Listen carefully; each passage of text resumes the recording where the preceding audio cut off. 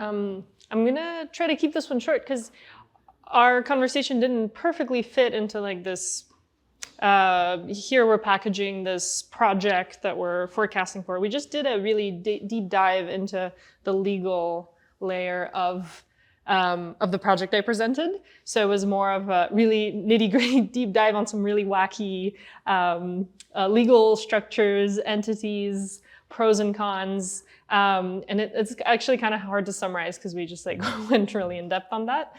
But just to summarize the project again, we talked about setting up an internationally robust legal entity or set of entities to implement global UBS that could be made the target of a windfall clause. And the conversation started with like, it's intuitive to say that having a single entity seems like a riskier move because any government could, be incentivized to want to appropriate it. But like splitting it up into multiple entities might make sense. So we talked about some of these like attack vectors, and I listed some of the maybe less known legal structures we discussed on this little list here. But I think in terms of execution and having some kind of prototype off the ground, we would probably just set up a single entity to test some of the mechanisms we discuss in the governance layer.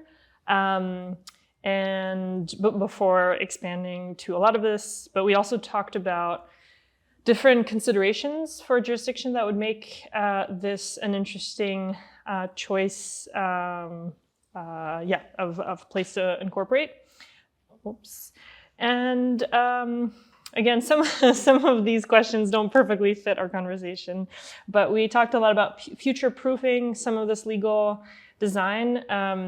And the challenges that comes with, because it's really hard to predict where the world will be like legally by the time something like this might come to be useful. I mean, the clause getting initiated. And then there was some other interesting ideas and feedback. So yes, a lot of things that came up. One thing that I like that Mike suggested was like, what if we have the fund have one speculative portion of it to intrigue speculators betting on this windfall happening to like, crowdsource some initial income to do this work. So there was, a few of these kind of like tangents where we explored, or like getting governments to compete for this trust to be in one of their jurisdiction by making them more desirable. Setting up a prediction market on when windfall could even happen. And like I liked Allison's contribution at the very end. She said, what if the windfall trust dissolves when AI alignment is achieved? So you're like creating a bounty for AI alignment. I have no idea how you would possibly prove that, but to which Allison responded, but if you have AGI, it'll figure it out how to prove it. So it was a really fun conversation, and it definitely gave me a lot of interesting threads of research that I want to pursue. And just to go through the general questions, I mean, the initial prototype could be set up in less than a year, and we have about like 100K for advice and consulting, and we actually have quite a bit of pro bono work lined up on the legal side at the moment as well. And a more sophisticated thing wouldn't happen in less than 5 years.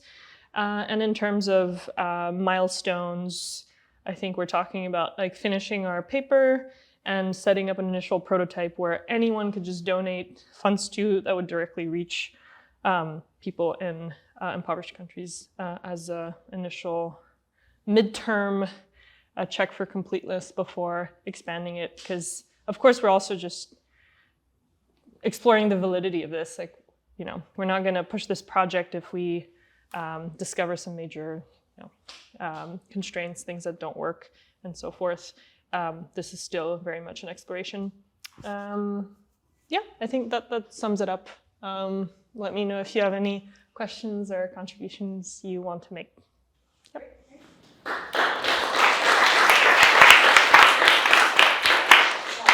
Do you have any questions? Yeah. I'm curious because it seems, kind of approaching this from the outside, it seems like one of the longer end goals is essentially the distribution of benefit.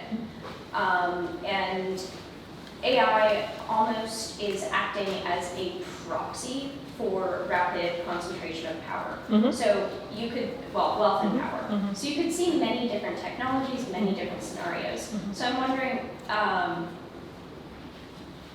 is it worth maybe expanding this beyond AI as the single technological mechanism by which, you know, we could end up in this world where something like this would be necessary? And then to the question of how is it done today, what about taxes?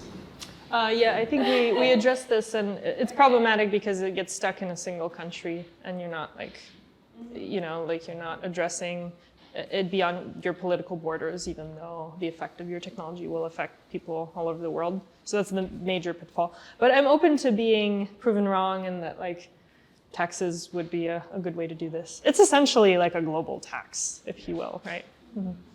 Have you considered taking a computer security approach to this in terms of the paradigm of your capabilities and so on to constrain the risks, whether they're legal or taxation or whatever? How so? No, I have not to answer that.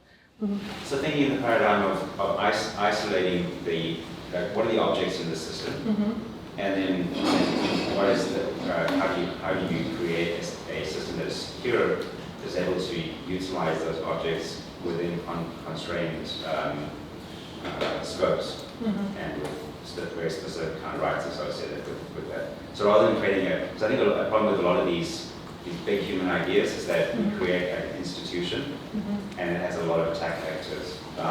And so creating a big fund, creating a unitary legal construct, you know, these kinds of things where we try to find a solution rather than breaking it down into components and looking at how to design a system that isolates risk within the system and enables better security. That's a very good perspective. Yeah, thank you for bringing it up.